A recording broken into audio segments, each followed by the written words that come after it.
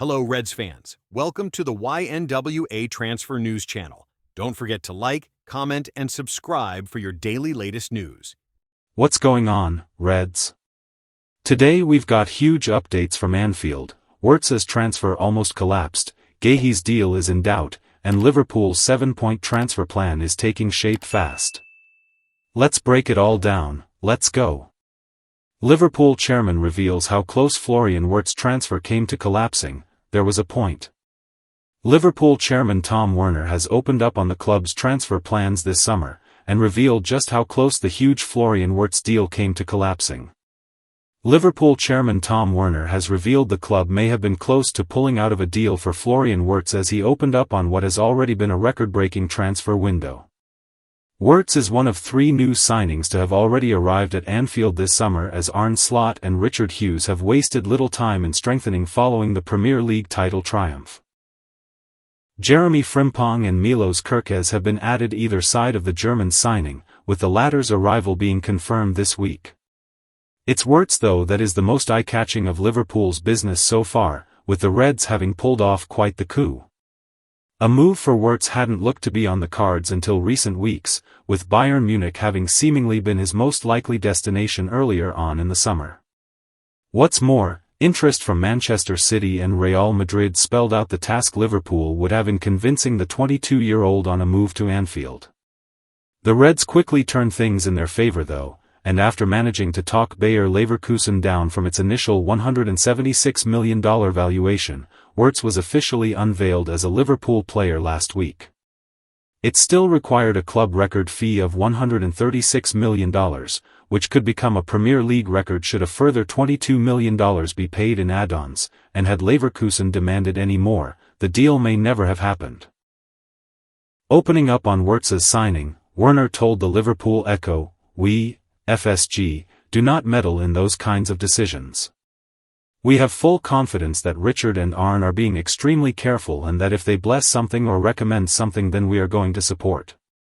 There was a point in the process that we thought we had stretched to a generous proposal, and if we thought Leverkusen wanted 20% more then we may not have been able to get there. We don't take anything for granted, but Wirtz has been the greatest player in the Bundesliga last season, but playing in the Premier League, it will be a different challenge and a new opportunity for him. Those signings, Virgil van Dijk and Alisson Becker, were certainly critical to our success, but, you know, I am too experienced. You have to make your own decisions and trust the people that make them, but they don't always work out right, and we have a lot of competitors as well." With more than 2 months still to go in the summer window, there is scope for Liverpool to do even more business, although it is more likely we will see outgoings become the. Liverpool fans will know exactly what Trent Alexander-Arnold means after Vinicius Jr. claim.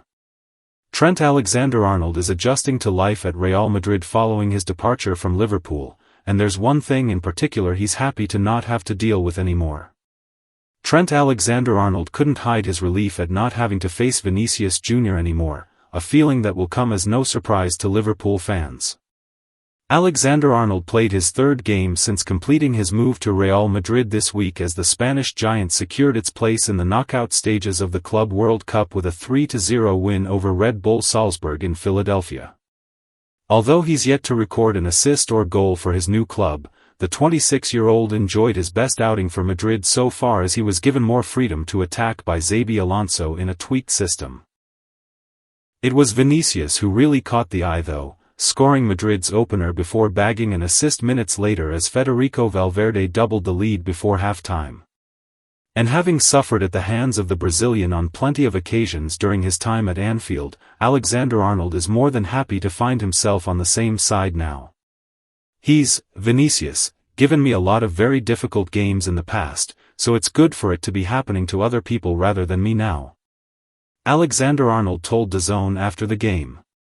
Liverpool fans will of course know all about what their former right-back is referring to. Alexander-Arnold never found himself on the winning team when he came up against Vinicius for his hometown club, and the Brazilian was responsible for one of the right-back's most heartbreaking moments with the Reds. Vinicius scored the winner in the 2022 Champions League final against Liverpool, with Alexander-Arnold coming in for criticism after losing him at the back post.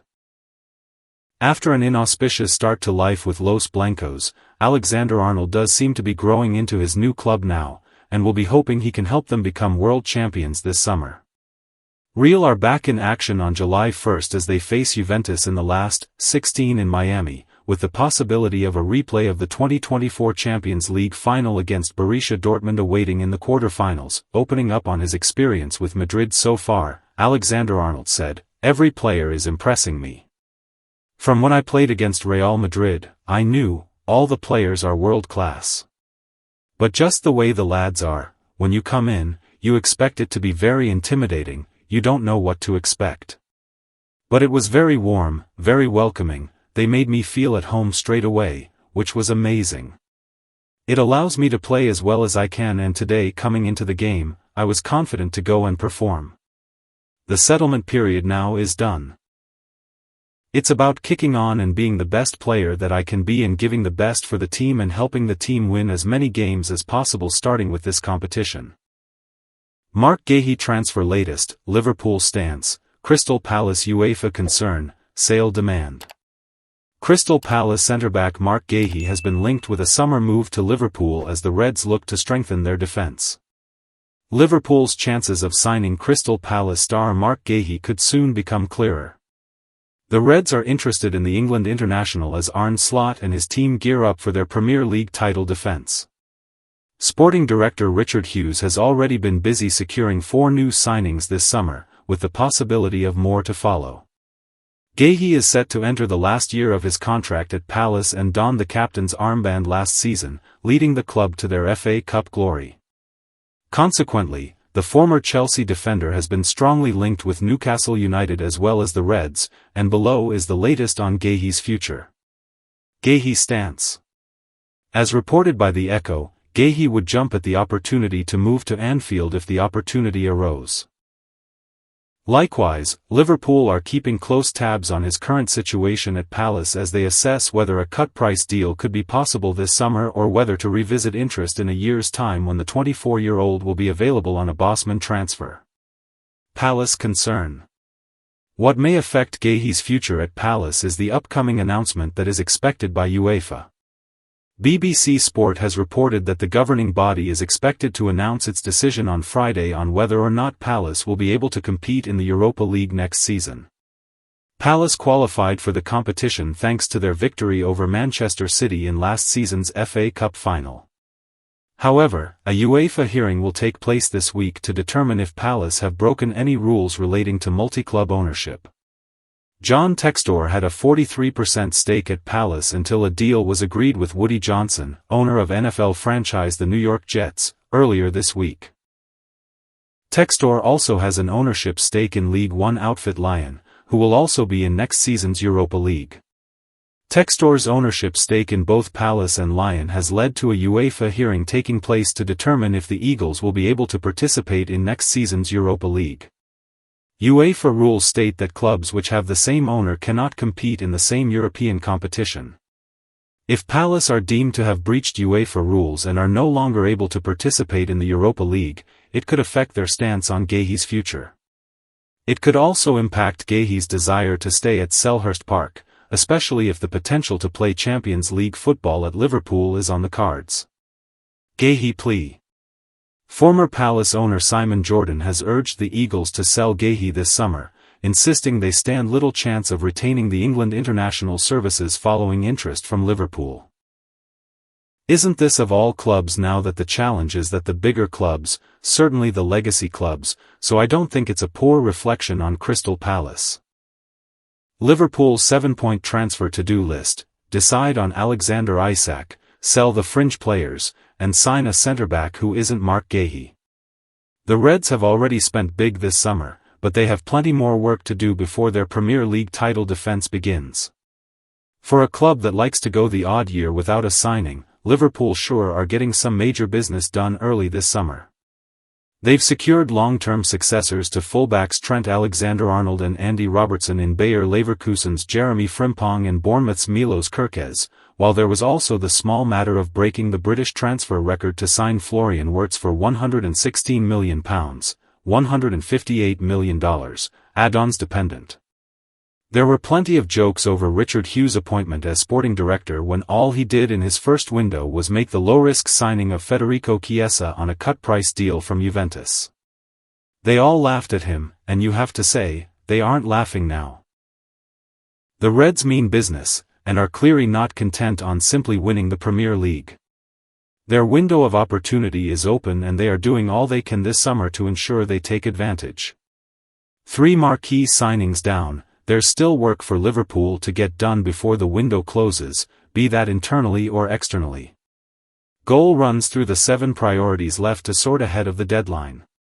Move on from Nunez. Jurgen Klopp learned during his final season at Liverpool that you simply can't bring the knife of Darwin Nunez to a Premier League title race gunfight. Arne Slot learned during his first season at Liverpool that the Uruguayan is serviceable as a backup, but little more.